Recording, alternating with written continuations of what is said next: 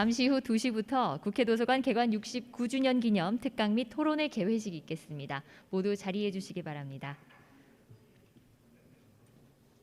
그럼 지금부터 국회 도서관 개관 69주년 기념 특강 및 토론회 개회식을 시작하겠습니다.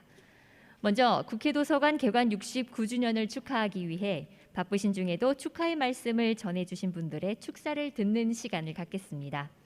신기남 도서관 정보정책위원장님, 서혜란 국립중앙도서관장님, 유상재 법원도서관장님, 남영준 한국도서관협회장님께서 코로나19 상황으로 인해 직접 참석되신 축하 영상을 보내주셨습니다. 안녕하십니까. 대통령 소속 도서관정보정책위원회 위원장 신기남입니다. 국회 도서관 개관 69주년 진심으로 축하드립니다. 국회 도서관은 1952년 전시 수도 부산에서 3,600권의 장소로 출발했습니다. 그리고 현재 700만 권의 장소와 3억 면의 방대한 원문 자료를 보유한 국내 최대 도서관으로 거듭나고 있습니다. 국회 도서관은 이렇듯 양적 성장과 함께 4차 산업혁명 시대를 이끄는 디지털 핵심 도서관으로서 견인차 역할을 해나가고 있습니다. 특히 국회 도서관의 700만 장소의 디지털화와 인공지능 기반의 도서관 서비스 기술 도입은 도서관의 새로운 역할을 모색하고 있는 우리 도서관계의 큰 자극과 그리고 모범이 될 거라고 확신합니다. 또한 내년 2월에 개관하는 국회 부산도서관은 자료 보존의 역할뿐만 아니라 부산시 지역 간 균형 발전 그리고 부산 내 도서관 문화 발전을 위해서 큰 기여를 할 것으로 기대하고 있습니다. 이러한 모든 역할을 수행하는 그 근간에는 역대 국회 도서관장님을 비롯한 우수한 자질과 전문성을 갖춘 직원 여러분의 노고가 가장 큰 힘이 되었다고 생각합니다. 이에 도서관 정보정책위원장으로서 뿐만 아니라 대한민국 국민의 한 사람으로서 여러분의 노고에 경의를 표합니다. 현진권 국회 도서관장님 그리고 국회 도서관 모든 직원 여러분 다시 한번 개관 69주년을 축하드리며 대한민국을 대표하는 전문성과 권위를 갖춘 국회 도서관으로서 앞으로도 더욱 성장해 나갈 것을 기원합니다. 감사합니다. 네, 안녕하십니까. 국립중앙도서관장 서혜란입니다. 대한민국 입법지식과 학술정보의 요람인 국회 도서관의 개관 69주년을 진심으로 축하드립니다. 오늘 뜻깊은 자리에 여러분과 함께 하게 되어서 매우 기쁘게 생각합니다. 국회 도서관은 지난 69년 동안 국내외 최신 정보와 입법 활동에 필요한 다양한 법률 정보를 조사해서 의정 활동을 선제적으로 지원함으로써 우리나라 의회민주주의 발전에 공헌해 왔습니다. 또 축적된 학술 지식 정보를 바탕으로 방대한 원문 데이터를 구축해서 제공함으로써 도서관의 디지털 정보 서비스 향상에 이바지해 왔습니다.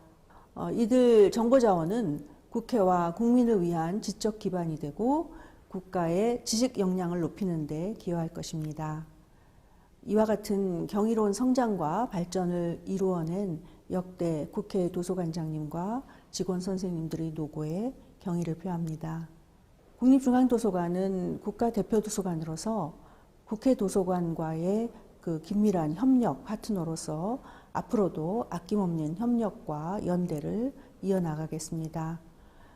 특히 4차 산업혁명의 초연결 시대를 맞이해서 최신 IT 기술을 활용한 국가 지식정보의 통합 플랫폼 구축과 온라인 공유, 또 디지털 사회의 최적화된 도서관 간의 정보 연결과 데이터 융합의 환경 조성 등 양 기관이 상호 협력하고 또 서로 조력하면서 우리 사회의 지식 개방의 공공선 실현과 국가의 지식 정보 경쟁력 향상에 이바지할 수 있을 거라고 기대합니다. 오늘 기념 세미나를 통해서 국회 도서관과 도서관계의 발전을 위해서 여러 가지 지지적인 의견들이 개진되고 활발한 정보 교류가 이루어지기를 기대하고 있습니다. 또 개관 70주년을 한 해 앞두고 있는 국회 도서관의 밝은 미래를 위한 도약의 발걸음이 되기를 기원합니다. 감사합니다. 안녕하십니까. 법원도서관장 유상재입니다. 국회 도서관 개관 69주년을 맞아 최근 입법적 논의가 활발한 디지털 집현전 플랫폼 구축 사업과 관련하여 오늘 뜻깊은 특강과 세미나를 개최하게 되심을 진심으로 축하드립니다. 심각한 코로나19 상황으로 인해서 존경하는 현진권 국회 도서관장님 그리고 이광재 의원님을 비롯한 내외 기빈들을 직접 뵐 수 없어서 무척 아쉽습니다만 그래도 영상으로나마 축하 인사를 드릴 수 있게 되어 매우 기쁘게 생각합니다. 국회 도서관은 국내 최고의 입법 학술 정보 보유기관으로서 방대한 데이터베이스를 기반으로 국회 입법 활동을 지원하고 지식정보 사회의 발전에 기여함으로써 대한민국의 성장을 견인하여 왔습니다. 특히 최근에는 국회 도서관이 국립중앙도서관과 함께 중추적으로 디지털 집현전 구축 사업의 중요한 한 축을 담당하고 있는 것으로 알고 있습니다. 비대면, 비접촉이 일상화된 뉴 노멀의 시대에 누구나 쉽게 국가가 보유한 지식 정보에 접근하고 이를 편리하게 활용할 수 있도록 온라인 통합 플랫폼을 구축하는 것은 정보와 지식 습득의 기회 균등이라는 사회적 가치에 비추어 그 중요성을 아무리 강조하여도 지나치지 않을 것입니다. 성숙한 지식 정보화 사회로 더 한층 진입하는 이 시점에 국회 도서관이 개관 69주년을 맞아 디지털 집현전 구축 사업의 현황과 주요 현안, 추진 방향 등에 관하여 함께 생각하고 의견을 나누는 자리를 마련한 것은 매우 시의적절하고 의미 있다고 생각합니다. 아무쪼록 오늘 이 행사가 국가 지식 정보의 연계, 활용 활성화 및 국민들에게 실질적인 지식 정보 습득의 기회균등을 확대하는 실천적 방안을 모색하는 좋은 토론의 자리가 되기를 바랍니다. 국회 도서관의 69주년 개관을 다시 한번 축하드립니다. 아울러 행사 현장에서 그리고 온라인으로 함께 하시는 모든 분들께 건강과 행복이 항상 함께 하시기를 기원합니다. 감사합니다.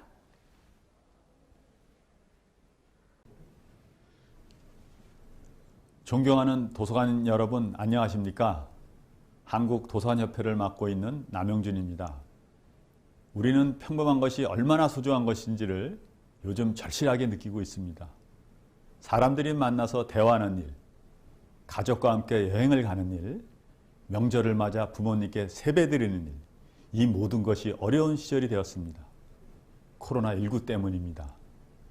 우리 도서관계도 예외는 아니었습니다. 언제나 이용자의 사랑으로 가득 찼던 도서관은 코로나19로 인해 휴관과 개관을 반복하면서 너무 힘든 상황을 맞았습니다. 사서들에게 이용자와 거리를 두고 대화도 자제하라는 현실은 우리에게 너무나 큰 충격이었습니다.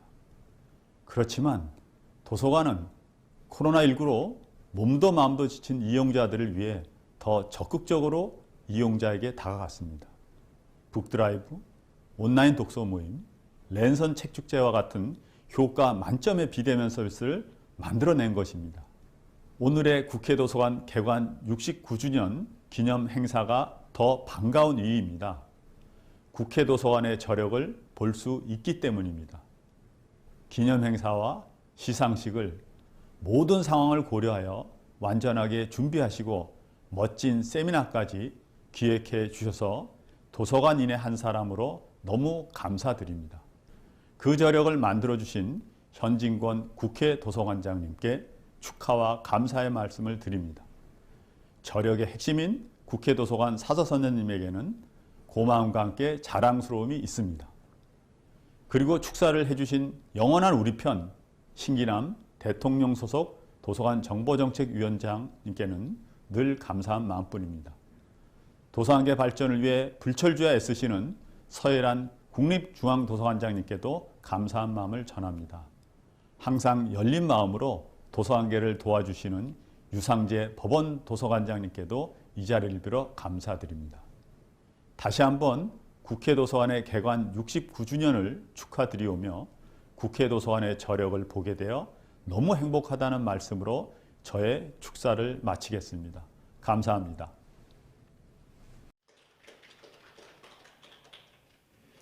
이렇게 국회도서관 개관 69주년을 축하해 주신 분들께 다시 한번 감사드립니다. 이상으로 개회식을 마치고 이어서 국회도서관 개관 69주년 기념 특강을 시작하겠습니다.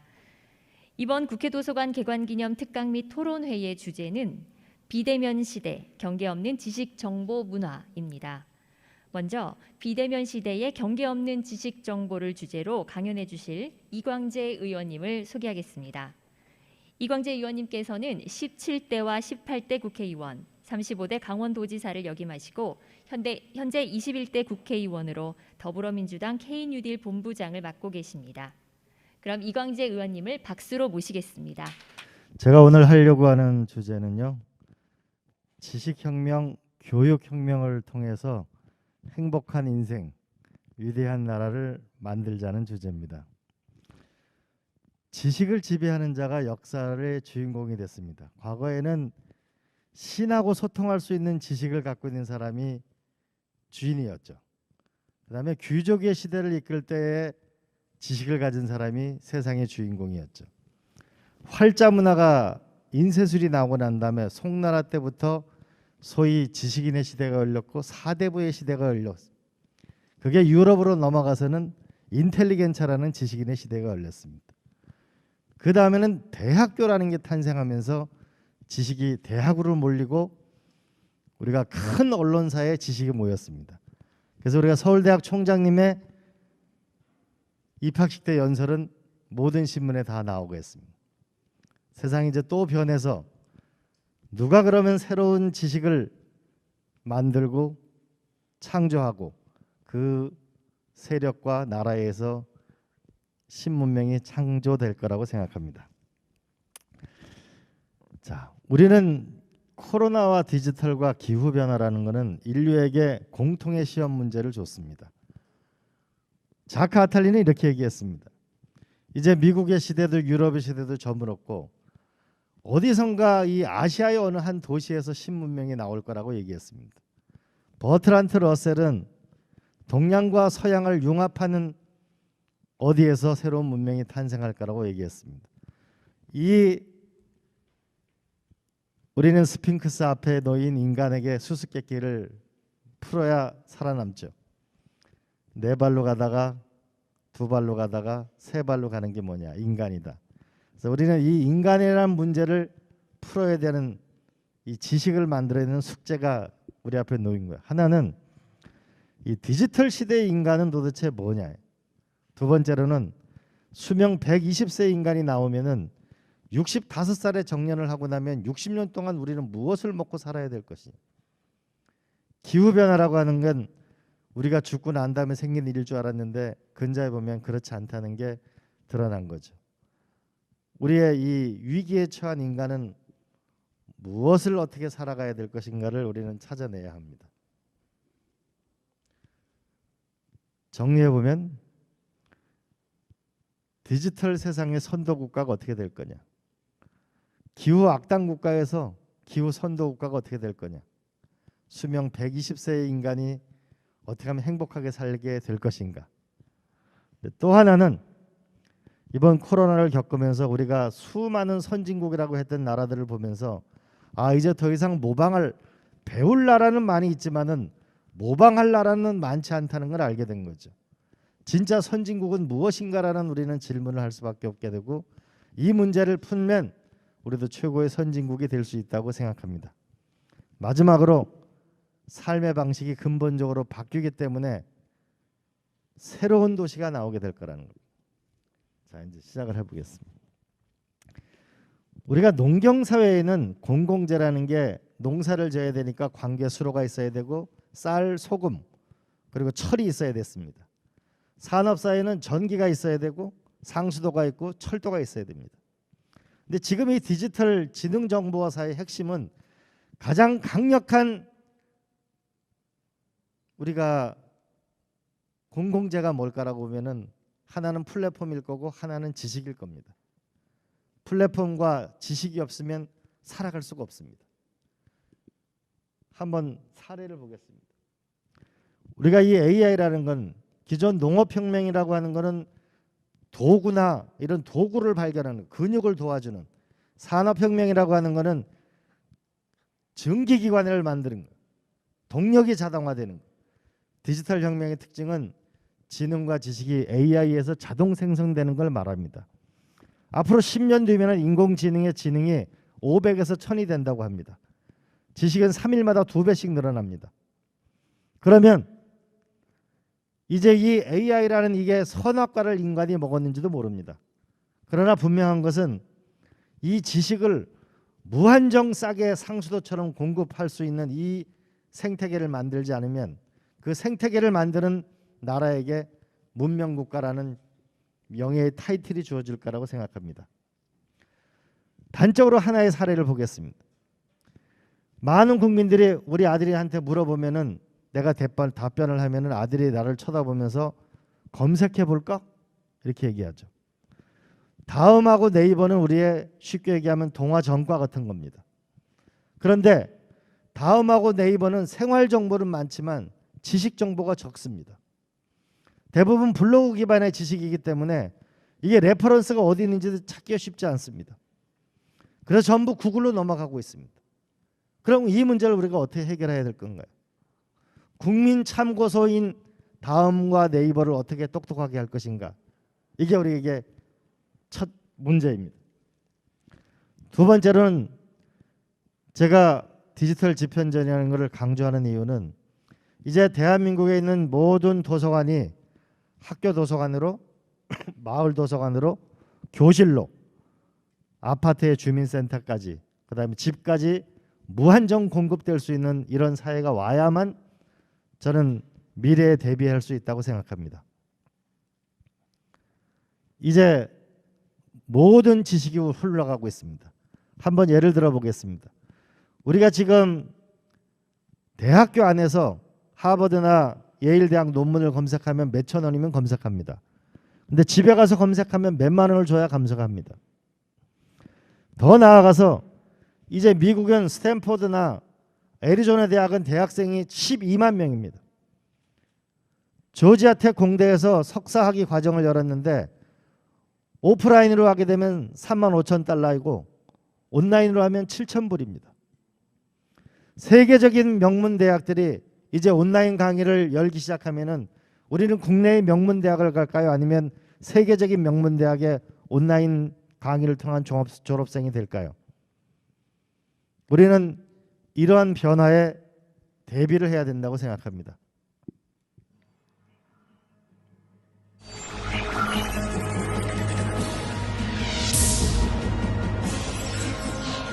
This expansive internet, this Internet of Things, brings us to a third industrial revolution, and the form of communications, the internet,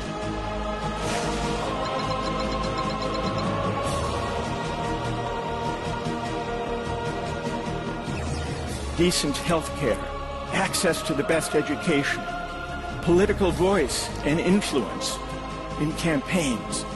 When money comes to govern all of those things, inequality matters a great deal.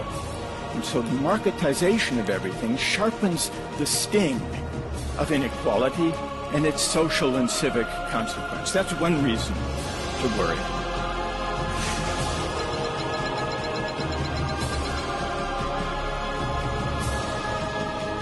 All the huge achievements of humankind throughout history, whether it's building the pyramids or flying to the moon, have been based not on the individual abilities, but on this ability to cooperate flexibly in large numbers.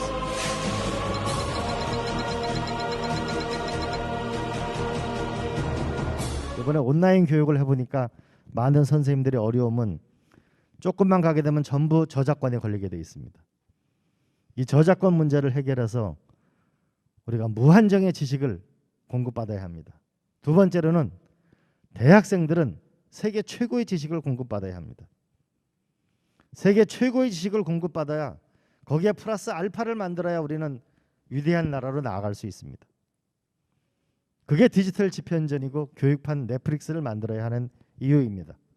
또 하나의 이유는 앞으로 점점 더 교육을 받아야만 앞으로 나갈 수 있습니다. 세계 최대의 시장이 교육 서비스 시장입니다. 미래의 산업으로 봐서도 교육이 가장 강력한 미래 산업입니다. 더 나아가서 저는 이런 서비스가 나타나기를 희망합니다. 많은 전 세계 젊은이들이 BTS를 보고서 한국말을 배우기 시작합니다. 한국은 전 세계에서 영어 공부에 가장 많은 과외비를 쓰는데 영어를 못하는 나라 중에 들어갑니다. 싱가포르이 한국보다 다른 나라의 제도 우수성도 있지만은 영어를 할 수 있다는 것이 굉장한 장점입니다. 그래서 저는 이런 걸 해봤으면 좋겠습니다. KBS나 MBC나 SBS나 대한민국에서 만드는 많은 드라마의 자막을 우리가 유럽에 가면 내가 영어로도 볼 수 있고 불어로도 볼 수 있고 독일어도 볼 수 있습니다. 그렇듯이 내가 더빙으로도 볼 수 있고 중국어든 영어든 일본어든 그렇게 보게 되면은 우리나라 컨텐츠를 많이 수출하는 데 도움이 될 것이고 그 드라마를 보면서 우리는 영어도 배우고 중국어도 배우고 일본어도 배울 수 있을 겁니다. 100년 전에 안중근 의사가 재판을 받을 때 일본인 판사가 검사가 이렇게 물어봅니다. 테러리스트인지 물어보니까 나는 테러리스트가 아니고 평화주의자다. 평화의 구상이 뭐냐라고 물으니까 우리가 한국, 중국, 일본이 이런 식 내서 동북아 평화은행을 만드는 거고 또 하나는 다른 나라의 말을 하나씩 더 배워서 우리 아시아가 하나 되는 나라를 만들자는 게 안중근 의사의 꿈이었습니다. 이제 BTS라는 이 젊은이들의 열정을 우리 전 세계 젊은이들이 한국어를 배우면서 하고 있습니다. 저는 우리의 컨텐츠가 전 세계에 보급됐으면 좋겠습니다. 국회 도서관의 자료가 우리 베트남에 있는 젊은 학생들에도 앞으로 대한민국 대통령은 ODA 가가지고서 다리 건설도 좋고 발전소도 좋지만은 그 나라 교육에 대해서 카자흐스탄에 가서 아프리카 가서 우리가 이 라인 하나만 연결해 주면은 대한민국의 지식을 전 세계에 보급할 수 있는 거, 저는 그런 시대가 열릴 때 진정한 선진국이라고 생각합니다. 다시 한번 생각해 보십시다. 알렉산드리아 도서관에 전 세계의 지식이 몰렸을 때 로마는 위대했습니다. 11세기에 번역한 것을 가져오게 되면 번역한 책값하고 금값하고 똑같이 나눠졌던 바그다드 도서관이 전 세계 지식의 집성지였습니다. 스페인의 코르도바에 가게 되면 당시 10세기에 도서관에 있는 책이 70만 권이었습니다. 대한민국의 1970년대 국회 도서관에 있는 책이 100만 권이었습니다. 우리가 지식과 교육혁명을 통해서 전 세계 IQ가 가장 좋은 나라 대한민국인데 여기다가 전 세계의 지식을 무한정 계급의 차이 없이 신분의 차이 없이 아버지와 엄마의 재산에 관계없이 우리가 접근할 수 있는 그런 나라를 전 세계 최초로 만들면 위대한 나라를 만들 수 있을 거라고 생각하고 이 자리에 계시는 도서관 관계자 가족 여러분이 그 세상 변화의 중심에 있다는 그런 자부심을 갖고 일해 주시길 바라고요. 이번 2월 달에는 꼭 디지털 집현전이 법이 통과돼서 멋있는 나라를 향해서 함께 한 걸음 나갔으면 좋겠습니다. 지식혁명과 교육혁명은 행복한 인생으로 위대한 나라로 우리를 이끌게 될 것입니다. 고맙습니다.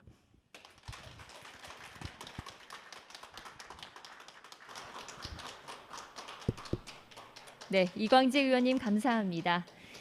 이어서 잠시 장례를 정리하고 토론회를 이어가도록 하겠습니다.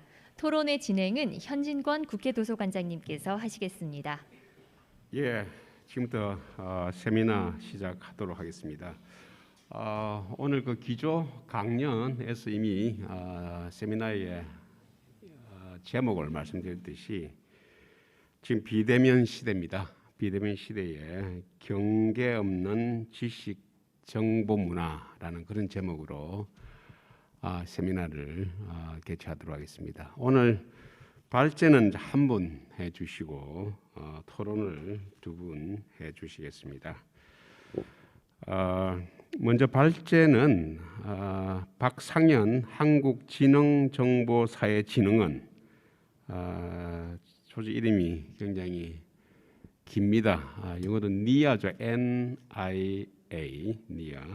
ICT 융합본부장이십니다. 오늘 박상현 본부장님께서 발제를 해주시고, 토론자는 두 분을 모셨습니다. 한국문화정보원의 문화정보융합부장님 김범한 부장님 첫 번째 토론해 주시고, 두 번째는 카이스트 전산학부에 계시는 김주호 교수님 이렇게 모셨습니다.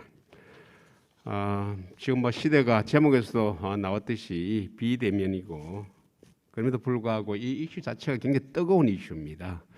많은 관련 민간뿐만 아니고 공공 부분 모두에서 이 이슈에 대해서 굉장히 관심이 많으시고, 그리고 우리의 미래의 먹거리입니다. 그래서 이쪽에 자발적으로 공부하고 연구하시는 그런 분이 많은데요. 그래서 오늘 이 유튜브 내용도 많은 분이 보실 거라고 믿습니다. 좀 더 이 세미나가 좀 다이내믹하게 역동적으로 움직이기 위해서 유튜브 라이브 채팅 창을 저희들이 오픈하겠습니다. 그래서 강의 도중, 발제 도중 혹은 토론 도중에 언제든지 질문 있으시면은 이 채팅창에 올려주시기 바랍니다. 시간이 허용하는 범위 내에서 주요 채팅 질문에 대해서 여기 참석하신 발제자 혹은 토론자께서 답변해 주시는 그런 시간을 갖도록 하겠습니다. 자, 그러면은 지금부터 먼저 박상현 우리 본부장님으로부터 발제를 먼저 듣도록 하겠습니다. 박수로 마련해 주시기 바랍니다. 예, 안녕하십니까. 한국지능정보사회진흥원의 박상현이라고 합니다. 앞서 원장님께서도 말씀하신 것처럼, 관장님께서 말씀하신 것처럼 저희 기관명 굉장히 깁니다. 그래서 저희가 이제 내부적으로는 지능정보원이라고 이제 약어를 이렇게 편하게 쓰고 있습니다. 기억해 주시면 감사하겠습니다. 오늘 제가 준비한 발제 내용은 앞서 이광재 의원님께서도 강의를 해주셨습니다만은 모든 국민이 누구나 쉽게 지식 정보를 활용할 수 있는 세상을 만들기 위한 그런 정책 방향에서 이를 이렇게 실행하기 위한 구체적인 실행 방안을 저희가 마련을 하고 있는데 이에 대해서 소개를 해드리는 내용이라고 이해해 주시면 좋을 것 같습니다. 그래서 오늘 발제 주제는 디지털 집현전 정책 현황 및 향후 계획이라는 주제목으로 준비를 하였습니다. 먼저 추진 배경부터 말씀드리면 이미 모두 다 잘 아시는 바와 같이 코로나19로 촉발된 여러 가지 사회 현황상의 변화들이 결국은 디지털 전환을 굉장히 빠르게 앞당기는 그 효과를 가져왔습니다. 그래서 여러 어려움들도 많이 있었습니다만 디지털, 특히 ICT 산업 분야에서 보게 되면 디지털 전환이 10년 걸릴 것을 1년 만에 만들었다는 말이 나올 만큼 굉장히 빠른 변화가 나타나고 있고, 이런 변화 속에서 국민들이 이용할 수 있는 지식 정보도 이제 과거와 같이 이제 방문하거나 대면하는 것이 아니라 비대면이나 온라인으로 지식 정보를 활용할 수 있는 환경이 필요하게 됐다는 점을 이제 모두가 공감하실 것 같습니다. 더불어서 교육조차도 이제는 다 이제 온라인으로 이루어지고 있는 작년 한 해를 경험하면서 사실상 그동안에 저희가 많은 노력으로 온라인 교육 플랫폼을 만들었습니다만 그동안의 이용 실적과는 상상도 할 수 없을 만큼의 이런 폭발적인 이용 증가가 발생을 하고 있습니다.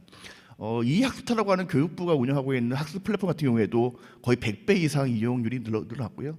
그 외에도 에듀넷이라든지 아니면 또 디지털 교과서 이런 부분들이 상당히 이제 많은 컨텐츠들이 늘어나기도 하고 또 활용도가 높아졌습니다. 다만 근데 앞서 이광재 의원께서 발표하신 것처럼 여전히 불편함도 많이 있고 또 여러 가지 이제 한계도 많이 있어서 우리한테 극복해야 될 과제도 많이 남아 있다라는 생각이 듭니다.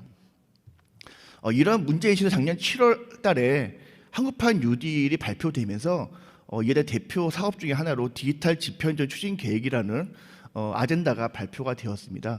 누구나 쉽게 지식 정보에 접근할 수 있도록 지식 공유 확산을 도와줄 수 있는 통합 플랫폼이 필요하다는 문제 제기에서 시작한 사업이라 볼 수가 있는데요. 아시다시피 이제 과거 조선시대 집현전이라는 국왕의 학술 연구와 교육을 관장하고 있는 기관이 있었죠. 그래서 이런 것들을 이제 현대 사회에 맞춰서 디지털 집현전이라는 개념으로 새롭게 사업을 추진하게 되었습니다. 앞서 저기 보니까 그 도서관과 민주주의를 함께 다루는 주제가 있어서 제가 굉장히 공감을 많이 했는데요. 어쩌면 집현전은 과거에 국왕이 나라의 주인이었기 때문에 왕을 교육시키고 아니면 이렇게 연구를 하는 어떤 그런 기관이었습니다만은, 이제 국민이 주인 나라에서는 국민의 지식 역량이 국가의 경쟁력을 좌우한다고 봤을 때 국민들이 쉽게 배우고 또 언제든지 항상 지식을 접할 수 있는 그런 환경을 만드는 그런 노력들은 국가의 경쟁력과 직결되는 노력이라고 볼 수 있을 것 같습니다. 그런 의미에서 디지털 집현전이라는 이 정책이 굉장히 의미가 있다고 볼 수 있을 것 같습니다. 여기서 저희가 다루는 내용들은 이제 국가 지식 정보라는 개념인데요. 정부가 이제 주도해서 사업을 추진함에 있어서 모든 지식 정보를 다 다루기는 좀 어려운 부분이 있습니다. 특히 이제 국민들이 접근했을 때 가치 있는 정보를 국가 지식 정보라는 것이 있는데, 이를 정의해 보면은 국가 기관이 생산하거나 보유하거나 관리하고 있는 과학기술, 교육학술, 문화예술, 그다음에 사회 경제 관련된 다양한 지식들이 축적되어져 있습니다. 이런 것들이 교육이나 아니면 지식 활용 측면에서 가치 있는 것들을 우리가 디지털화시키고 모든 국민이 이용할 수 있도록 공유 개방할 수 있는 체계를 만드는 것이 이제 국가 지식 정보라고 할 수 있는데요. 대표적으로는 이제 정부나 공공기관이 발간하고 있는 학술 자료라든지 정책 자료들, 또 초중고 대학생뿐만 아니라 평생교육을 위한 구축된 다양한 교육 콘텐츠들이 있습니다. 이렇게 많은 자료가 축적되어 있음에도 불구하고 접근이 어렵거나 아니면 이용하는 방법을 잘 몰라서 투자한 만큼 활용되지 못하는 여러 가지 한계들이 있습니다.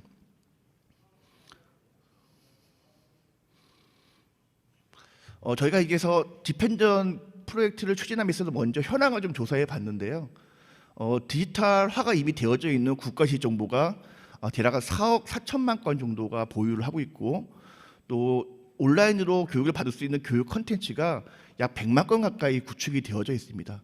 지금 이 시간에도 수많은 기관들이 또 새로운 지식을 창출하면서 국민들에게 제공하고자 노력을 하고 있는데, 문제는 이런 수많은 자료들이 적게는 25개 기관의 48개 사이트에서 분산되어서 제공되고 있습니다. 그러다 보니까 국민들이 접근하려면은 각각의 사이트를 방문하시거나 찾아다니거나 또 찾다가 못 찾는 경우가 부지기수이라서 아주 유용한 자료가 많이 쌓여 있음에도 불구하고 그 가치 있는 자료들이 제대로 활용되지 못하는 그런 안타까운 현실들이 현재 우리나라에서 이루어지고 있는 부분들이 있고요. 앞서 이광재 의원님 발표에서도 말씀하셨습니다마는 국민들은 사실상은 정부 사이트나 공공기관이 운영하는 사이트를 접근하시기보다는 민간 포털을 대부분 쉽게 접근하십니다. 그래서 가장 흔히 많이 사용하는 뭐 네이버나 다음, 구글 같은 그런 포털들을 활용하시게 될 텐데요. 문제는 국내에서 운영하고 있는 네이버나 다음 같은 포털들에서 지식을 검색하면은 검색이 되질 않습니다. 이런 그 국가 지식 정보들이 어떤 상업적 가치가 있는 것들이 아니거나 또 혹은 좀 홍보나 광고와 같은 성격을 가지고 있는 것도 아니고, 또 국민들이 많이 쓰고 있는 블로그 안에서도 잘 이용되지 못하다 보니까 검색을 해도 검색 순위가 앞서 나오지 못하는 경우가 많이 있고요. 또 이런 검색이 잘 되려면 검색 엔진 안에서 메타데이터를 잘 구축을 해야 되는데, 이런 데 투자를 하기가 굉장히 규모가 크다 보니까 어려움이 많이 있습니다. 네이버 같은 경우에는 이제 학술 정보 서비스를 일부 하고 있는데 48개 사이트를 모두 하나하나 다 협약을 체결을 하고 메타데이터를 만들고 그다음에 그것들을 연결해서 구축을 하고 있고요. 또 업데이트가 잘 되지 않기 때문에 1년, 2년 지나면 또 새로운 자료들이 올라오지 않고 있습니다. 그러다 보니까 국민들이 그런 좋은 자료를 쉽게 접근하거나 어디에 무엇이 있는지조차 찾기가 어려운 것이 현실인 것이죠. 그래서 저희가 이런 문제들을 다시 한번 말씀드리면 결국은 국가의 지식이 많이 쌓여있는데 불구하고도 산재에 대해서 찾기가 어렵다 하는 큰 하나의 문제가 있을 것이고요. 그다음에 이런 지식들을 찾아서 활용하려고 하더라도 국민들이 이제 맞춤형 서비스를 받기는 어려움이 있다라고 볼 수 있고, 무엇보다도 민간에서도 이런 지식 정보를 활용해서 새로운 가치를 만들거나 국민들에게 많은 서비스를 제공해야 되는데 민간 포털이 이런 것들에 투자하고 사업을 유지하기에는 한계가 있다라는 점들을 지적할 수 있을 것 같습니다. 그래서 저희가 이제 개선하는 방향으로 생각했던 것들은 이런 다양한 지정보가 산재되어 있는 것들을 하나로 통합해서 접근할 수 있는 접근 채널을 만들자 하는 부분하고요. 또 이런 지정보들이 민간에서도 잘 가져가서 활용할 수 있도록 개방 공유를 활성화시킬 수 있는 사업이 필요하다라고 이제 생각을 했습니다. 그런 의미에서 범부처 디지털 집현전 추진 계획이라는 것을 작년에 만들게 되었고 작년 7월 달 한국판 뉴딜이 발표된 이후 저희가 한 6개월 동안을 관계 부처와 관계 기관들 또 외부 전문가들이 함께 모여서 머리를 맞대고 고민을 하면서 6개월 동안 정말 많은 회의와 토론을 거쳐서 계획을 마련을 하게 되었습니다. 그래서 작년 12월 달에 디지털 집회전 추진 계획을 수립해서 발표를 하게 되었고요. 앞서 강의하신 이강재 의원님이 대표 발의하셔서 국가 지식정보 연계 및 활용 촉진에 관한 법률이라고 해서 이런 활동들이 법적 근거를 가지고 지속할 수 있도록 법안을 마련해서 현재 발의가 되어져 있습니다. 조만간 이제 통과가 되면 실제로 이렇게 효력을 발휘할 것이라고 생각을 하고 있고요. 또 많은 기관들이 디지털을 하는 과정에서 예산도 필요하고 인력도 필요하고 여러 가지 자원들이 필요하실 텐데 그런 것들을 이제 확보하는 데 있어서도 근거가 되는 법으로서 도움이 되지 않을까 싶습니다. 구체적인 내용들 조금 더 살펴보면 디지털 집행전은 결국은 누구나 국가지정보를 쉽게 활용하는 나라를 지향하는 비전을 가지고 국가 지정보를 확충하고 통합하는 사업, 그다음에 맞춤형 개방형 통합 플랫폼을 구축하는 사업, 그리고 법적 기반 및 확산 체계를 마련하는 그런 정책 과제들로서 구성이 되어져 있습니다.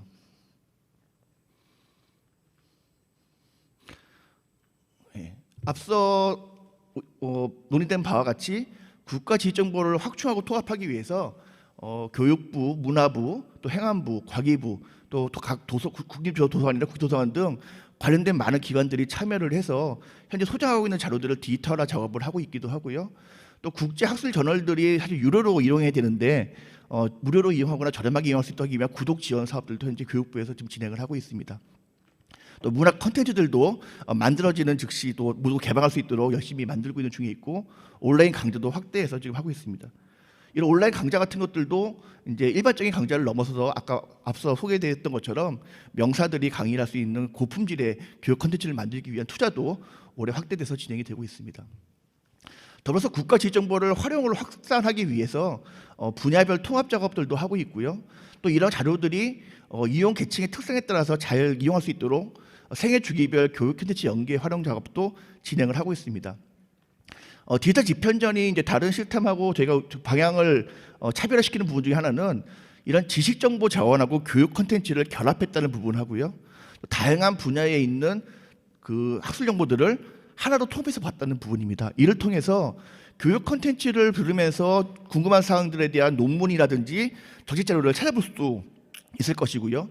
과학기술뿐만 아니라 과학기술과 문화예술이 결합된 지식도 함께 저희가 연구를 하면서 새로운 지적 자산들을 만드는 데도 도움을 줄 수 있을 거라고 기대를 하고 있습니다. 또한 그 단순히 검색만 하는 것이 아니라 맞춤형 정보를 제공해 준다든지 또 새로운 어떤 테마를 가지고 추천해 주는 등의 다양한 서비스도 개발을 할 예정이고요. 무엇보다도 이런 것들을 정부가 직접 다 한다기보다는 민간의 창의성과 역량이 발휘될 수 있도록 서비스들을 개방하거나 메타데이터를 오픈해서 누구나 가져가서 새로운 가치를 만드는 서비스로 활용할 수 있도록 개방형 플랫폼으로 만들 예정입니다. 앞서 말씀드린 것 같이 이제 법제도도 마련할 뿐만 아니라 필요한 법적인 규제들도 저희가 개선한 작업들을 해서 해야 될 거고요. 저작권법 같은 경우에도 그 저작자의 권리를 침해하지 않는 선에서 국민의 또 지식의 알 권리들을 확대할 수 있는 방안이 무엇인지를 고민하는 법제도 작업반도 운영할 예정입니다. 그래서 결과적으로는 이런 그 디지털 집현전 통합 플랫폼 구축 사업이 가장 우선적으로 저희가 할 때 과제일 것 같은데요. 올해 이를 위한 ISP 작업이 진행이 될 예정이고 지금 현재 발주가 나가 있는 상태입니다. 그래서 올해 보다 구체적인 그 서비스 발굴과 또 시스템 구축에 대한 계획을 수립을 하고 내년도부터 본격적인 시스템 구축을 통해서 대국민 서비스가 이루어질 수 있도록 준비를 하고 있습니다. 더불어 앞서 법률이 발의됐기 때문에 보다 구체적인 사항들을 다룰 수 있는 시행령과 시행규칙 또 관련된 의견 수렴을 반영한 가이드라인 같은 것들도 저희가 개발을 할 예정이고요. 기타 사항으로는 지식정보 및 교육 콘텐츠를 표준화하거나 또 메타데이터를 잘 활용할 수 있도록 하기 위한 작업들도 함께 진행을 할 예정입니다. 이상과 같이 간단히 저희 디지털 집현전 추진 전략에 대해서 말씀을 드렸는데 어쨌든 그 관계되어 있는 많은 기관분들의 협조 속에서 이만큼 온 것 같습니다. 올해도 많은 분들의 도움을 받으면서 또 지혜가 모일 수 있는 공간이 될 수 있도록 노력하겠습니다. 감사합니다. 예, 감사합니다. 예, 우리 박상현 법무장님께서 어찌 보면은 대한민국 건국 이후로 데이터라는 그런 관점에서 하나의 큰 댐을 만드는 그런 작업을 진흥정보원 중심으로 지금 추진 중에 있습니다. 그리고 이런 작업 자체가 민간에 뿐만 아니라 공공 부분에 주는 파급 효과가 상당히 큰 그런 작업입니다. 이름은 고유명사로서 이제 디지털 집현전 이렇게 되어 있는데요. 또 이것이 이제 구체적으로 현실화되고 성공하기 위해서는 많은 공공기관, 국회도서관도 그 중에 하나일 것 같습니다. 협력해서 구축해 나가는 그런 큰 픽처를 발표해 주셨습니다. 자, 그러면은 이 발표 내용을 중심으로 두 분의 토론자를 모시도록 하겠습니다. 제일 먼저 한국문화정보원의 문화정보융합부장으로 계시는 김범원 부장님 토론해 주시기 바랍니다. 네, 안녕하십니까. 한국문화정보원의 김범원 부장입니다. 저는 그 디지털 집현전 추진 방안 중에서 좀 문화 분야에 좀 특화돼서 좀 발표를 하려고 합니다.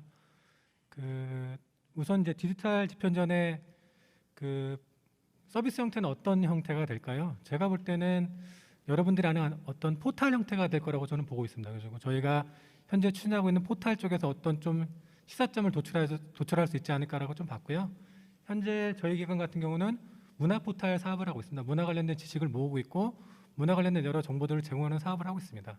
그리고 공공누리 포탈 사업을 하고 있습니다. 공공누리 포탈은 무엇이냐면은 공공 저작물, 지금 현재 디지털 집현전을 구축할 때 가장 큰 문제가 되는 게 무엇이냐면은 저작권 문제입니다. 근데 저작권 문제에 대해서 어느 정도 좀 해결책을 갖고 자그마하게 조금 하고 있는 게 공공누리 사업이고요. 저작권이 해결된 거에 대한 어떤 이미지 자료라든지 영상 자료 이런 거를 서비스하고 있습니다. 현재. 그리고 이제 새로운 지식의 형태로서 하고 있는 사업이 있는데 그것은 5G 기반의 실감형 콘텐츠 사업인데 예를 들어 역사적 인물이 홀로그램 속에 나와서 말을 하고 가르쳐주는 이런 형태의 새로운 사업을 하고 있고요. 그리고 마지막으로 좀 새로운 또 사업이 뭐가 있냐면은 제가 이제 재밌게 본 영화 중에 스타워즈가 있는데 스타워즈에 보면은 그 R2D2라는 로봇이 있습니다. 그 로봇에서 좀 아이디어를 얻어가지고 그럼 이제 사람이 무언가를 알고 싶을 때 치고 뭐 이렇게 사이트를 가는 게 아니라 옆에 있는 로봇한테 물어봐서 대답하면 더 좋은 게 아닌가라는 생각을 했고요. 그 아이디어를 얻어서 현재 인공지능 큐레이팅 봇 사업이라고 해가지고 박물관, 미술관에다가 로봇을 배치하고 뭘 물어보면 로봇이 대답해주는 형태 이런 사업을 현재 진행하고 있습니다. 제가 이제 지식의 전달에 대해서 좀 고민을 하다 보니까 나름대로 한번 전달해봤습니다. 어느 형태로 지식이 전달되는 것이 사람들한테 좀 더 효과적일까? 근데 지금 보시는 장표처럼 오른쪽으로 갈수록 지식이 발달되는 것도 있고요. 또 아래쪽으로 갈수록 지식 전달이 발달하는 게 있습니다.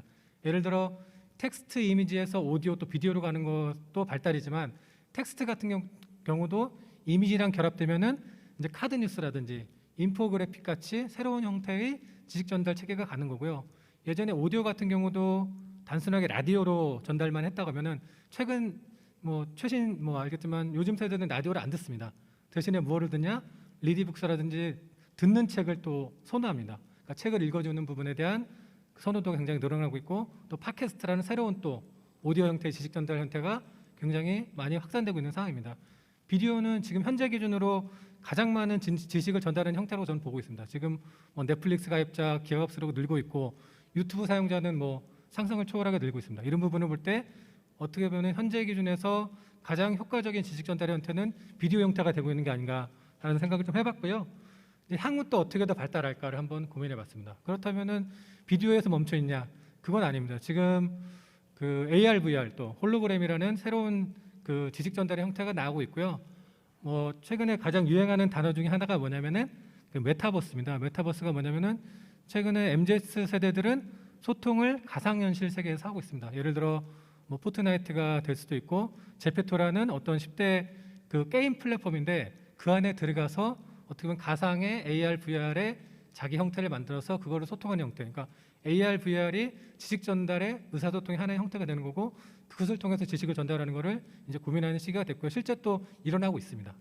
그리고 앞서서 간단하게 말씀드렸다시피 그 사람의 뇌는 그 단순히 텍스트를 봤을 때보다 이미지를 봤을 때 더 반응을 하고 영상을 봤을 때 더 반응합니다. 근데 그것보다 더 반응하는 게 뭐냐면은 실제 우리가 상상했던 인물이 눈앞에 나타났을 때 제일 크게 반응한답니다. 그게 가능하게 하는 게 뭐냐? 홀로그램입니다. 홀로그램을 이용하면은 우리가 상상했던 인물이 바로 앞에 나오고 그 사람이 바로 저희한테 지식을 제공해주고, 현재 저희가 시범적으로 구축한 게 김구 선생님의 홀로그램을 제작해가지고 김구 선생님이 본인의 사상을 직접 얘기하고 들려줄 수 있게 이렇게 구축을 해놨습니다. 이렇게 하면은 훨씬 더 지식의 전달이 한 단계 더 진보할 거라고 믿고요. 앞서 말씀드렸다시피 이제 인공지능은 어떻게 보면은 필수적으로 지식 전달의 체계로서 들어와야 된다고 저는 보고 있습니다. 근데 저희가 디지털 집현전과 같은 사업을 과거에 하지 않았냐라고 물어봤을 때 했습니다. 많이 2000년대부터 시도를 했고요. 2010년대 초반까지도 사실은 시도를 했습니다. 근데 지금 이제 다시 디지털 집현전이라는 국가 지식을 모아서 서비스하는 사업을 할 때 과거의 실패를 돌아보지 않고 한다는 것은 조금 맞지 않는다고 보고요. 한번 제가 그럼 과거에 왜 실패했지? 과거에 국가 지식 포털이라는 사업을 굉장히 크게 했고 문화콘텐츠닷컴이라는 콘텐츠를 모으는 사업도 크게 했고 또 2000년대 초반부터 모든 회사의 CEO들이 KMS 구축하다라고 그렇게 강조했는데 지금 뭐가 남아있지라고 했을 때 일부 잘 되는 기관도 있다고 하겠지만 대부분이 지금 어떻게 보면은 제가 지금 말씀드린 거에 대한 서비스를 체험 못하고 있는 겁니다. 근데 다시 지금 디지털 집현전을 한 시점에서는 저희가 다시 한번 그때의 그 교훈을 좀 타산지석 삼아서 나아가야 되지 않는가라고 생각하고요. 그 국가지식 포털 같은 경우는 제가 볼 때 목록형으로 잘 이렇게 정리는 해놨는데 뭐가 부족했냐 보면은 이제 어떻게 보면은 큐레이션이라든지 실질적인 운영단에서의 업데이트가 어느 순간 좀 잘 안 됐던 것 같아요. 그래서 어떤 지식 같은 경우는 큐레이션 개념이 들어가야 되고 시기적인 적절한 지식 제공이라든지 여러 가지 맞춤 서비스가 어느 순간 좀 끊겼던 게 좀 아쉬웠고요. 문화 콘텐츠닷컴 같은 경우는 그때만 해도 이제 디지털 이미지나 영상에 대한 저작권 개념이 부족할 때 엄청나게 데이터만 만들어 놓은 겁니다. 그러다 보니까 실제 국민들이 이용하려다 보니 저작권 문제가 생기고 저작권 문제에 있는 데이터 내려라고 하는 순간 서비스가 더 이상 이제 이용률이 올라가지 않는 거죠. KMS도 마찬가지입니다. KMS 각각의 CEO들이 리더십을 갖고 지식을 구축해야 된다. 여기저기 나서서 강하게 강조하면서 모든 회사에서 했습니다. 근데 어느 순간 흐지부지 됐습니다. 왜냐하면 리더십이 더 이상 존재하지 않게 된 거고요. 두 번째로 이것도 똑같습니다. 저작권이 있는 데이터를 올려서 공유하려고 했더니 야 이거 네가 뭔데 남의 거를 함부로 올려서 쓰게 했어라는 문제 제기가 많아지면서 KMS도 지식관리 시스템도 흐지부지 되는 그런 결과를 초래한 것 같습니다. 이런 제가 했던 사업과 과거의 실패를 바탕으로 간단하게 제가 한번 제언을 한번 해보자면요. 첫 번째는 지금 잘 하고 계신 것 같은데 거버넌스가 좀 결합돼야 됩니다. 어떻게 보면 실질적으로 콘텐츠를 제공하는 것과 시스템을 만드는 것, 그리고 마지막으로 스피디하게 뭔가를 제공할 수 있는 운영단의 지원이 되어야지만이 디지털 집현전이 성공할 수 있다고 봅니다. 작년에 제가 했던 사업 중에 이제 직콕문화생활이라는 게 있는데 이게 3월 중순에 갑자기 어떻게 보면은 이슈가 떨어진 거죠. 더 이상 문화예술 기관에 그러니까 문화 공연을 사람들이 못 보니까 온라인상으로도 보게 해달라라는 요구가 생겼고 3월 중순에 그거를 해소할 수 있는 방법이 무엇이냐? 그럼 문화예술 기관에 있는 온라인 콘텐츠를 모아서 한 번에 제공해주자라는 방안이 나왔고요. 그거를 한 1, 2주 만에 만들어서 간단하게 한 개의 페이지로 만들어서 서비스를 했습니다. 그랬더니 바로 조회수가 굉장히 늘었고요. 순수 문화 콘텐츠임에도 불구하고 많은 국민들이 와서 봤습니다. 그러니까 이게 어떻게 보면 작은 성공이지만 시사하는 바가 뭐냐면은 좀 국민들이 필요한 거를 빨리빨리 대응해서 제공해주고 어떻게 보면 정책을 하는 문체부의 문화정책과라든지 정보화 담당관실과 저희 기관이 좀 협업해서 빨리빨리 대응했을 때 뭔가 효과가 있다고 좀 보는 거고요. 그리고 앞에 말한 것처럼 민간과의 협업도 필수입니다. 그냥 공공 사이트에 와서 보는 사람들은 한정적이고요. 다음이나 네이버에 와서 보는 사람은 상상을 초월하게 많습니다. 저희 기관도 저희 기관 내 홈페이지나 사이트를 통해서 서비스하는 거를 네이버나 다음과 협업해서 서비스할 때 적게는 20, 30배, 많게는 100배 이상 방문수가 증가합니다. 그런 대국민이 많이 찾는 사이트를 적극 활용하는 것이 디지털 집현전의 어떻게 보면 성공 요소 중에 하나고요. 그리고 이거는 집단 지성에 참여라고 제가 표현했는데 최근에 인공지능을 공부한다든지 뭔가 이렇게 인공지능 관련된 프로그램을 공부한 사람들 다 아는 사이트인데 캐글이라는 사이트가 있는데 이건 구글에서 큰 돈을 주고 인수했길래 저도 좀 궁금해서 몇 번 들어가 봤더니 이게 집단 지선을 활용하는 겁니다. 예를 들어 공공 자전거를 배급하는 장소를 어디다 붙이면 좋을까라는 문제가 하나 있으면은 그걸 빅데이터 분석을 해가지고 하나하나 사람들이 경쟁을 하게 만든 겁니다. 그러니까 다행히 디지털 집현전도 어떤 지식을 일방적 방향으로 공급하는 게 아니라 플랫폼 형태로서 국민들이 참여할 수 있는 형태는 반드시 좀 뭔가 들어가야 된다고 보고요. 그리고 이제 그 계속 얘기가 나오는 게 공공 저작물에 대한 문제인데 그 문화 분야가 이 부분에 대해서 굉장히 이슈가 많았습니다. 왜냐하면은 문화 관련된 여러 가지 뭐 이미지나 예술 작품들을 디지털화해야 된다는 이슈, 그걸 또 많이 활용해야 된다는 이슈와 함께 그거에 따른 저작권 문제, 정당한 대가를 지불하고 사용해야 된다는 두 가지 이슈가 항상 충돌하고 있고요. 이 부분에 대해서 해결책으로 저희가 좀 제시했던 게 우선 공공에서 만든 거, 국가가 돈을 들여서 만든 저작물을 공공 저작물이라고 표현하는데 공공 저작물에 한해서는 그래도 국민들이 무료로 쓸 수 있게 좀 하자라는 게 공공누리 제도고요. 공공누리 제도를 저희가 뭐 유형별로 해가지고 여러 기관들에 지금 서비스는 하고 있습니다. 그래서 이 부분이 조금 더 활발하게 운영되길 바라고, 그리고 실질적으로 디지털 집현전에서 이제 좀 개념에 그 도입했으면 하는 개념이 뭐냐면은 이제 신탁이라든지 구독의 개념입니다. 비싼 콘텐츠를 조금 더 저렴하게, 그러니까 무료는 아니더라도 어느 정도 비용을 들여서 구매할 수 있는 그 개념도 들어가야지 무조건 국가가 제공하니까 무료다라는 개념보다는 구독 경제의 개념이라든지 신탁의 개념 같이 어느 정도 일정 비용을 들여서라도 가치 있는 지식이라면 충분히 구독도 할 수 있고 신탁을 맡겨서 지불할 것도 같거든요. 이런 개념도 좀 같이 들어가야지 그 디지털 집현전이 성공할 수 있지 않을까라고 생각하고요.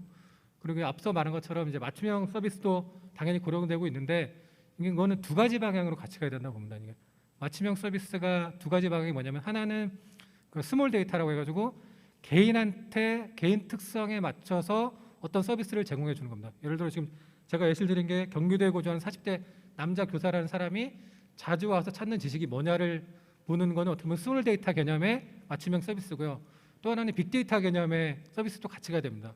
뭐냐면 이런 평균적으로 이런 사람들이 많이 이용하는 게 또 뭐냐, 이 두 가지 개인의 취향과 그와 유사한 사람의 취향이 같이 접목돼서 서비스돼야지 제대로 된 맞춤형 서비스가 될 것 같고, 이건 하나의 예시로 제가 그림을 그려봤습니다.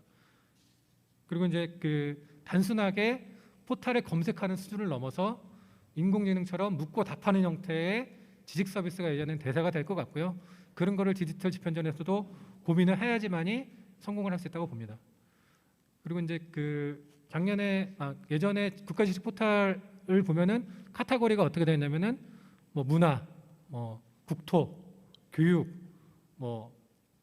부처 단위로 되어 있습니다. 그러니까 뭐냐면 공급자 중심의 지식을 분류해서 제공하는 형태가 기존까지 형태였습니다. 저희 기관도 마찬가지였습니다. 처음에 지식을 분류할 때 어떻게 분류할까? 문화에 예술국이 있고 관광실이 있고 체육국이 있으니까 문화, 예술, 체육, 관광 이런 식으로 분류하자라고 해가지고 어떻게 보면 공급자 입장에서 지식을 분류했었는데 실질적으로 국민 입장에서 찾는 건 뭐냐? 책이 어디 있어? 듣고 싶은 음악이 어디 있어? 보고 싶은 뮤지컬이 어디 있어? 이런 식으로 실질적인 수요자 관점에서 국민 관점에서의 분류 체계가 또 필요하다고 보고요. 문화 분야는 제가 한번 이렇게 정리를 해봤고 아마 국가 지식에 대해서도 이제 실질적으로 추진할 때는 그런 어떻게 보면 부처의 공급자 중심의 지식 공급이 아니라 실질적으로 지식을 원하는 사람의 입장에서 지식 체계가 다시 분류돼서 서비스돼야 되는 게 맞다고 봅니다. 저희 기관 로고를 제가 좀 갖고 왔는데, 그러니까 디지털 집현전은 국가와 국민을 지식으로 연결하는 플랫폼이 돼야 되고요. 그러기 위해서는 앞에서 계속 강조드렸다시피 한 번 구축해놓고 끝나면 절대 안 되고 지속적인 데이터 업데이트, 큐레이션 이런 부분은 정보 시스템이 살아남을 수 있는 유일한 방법입니다. 이 부분에 대해서도 같이 고려해서 사업을 가야 되고요.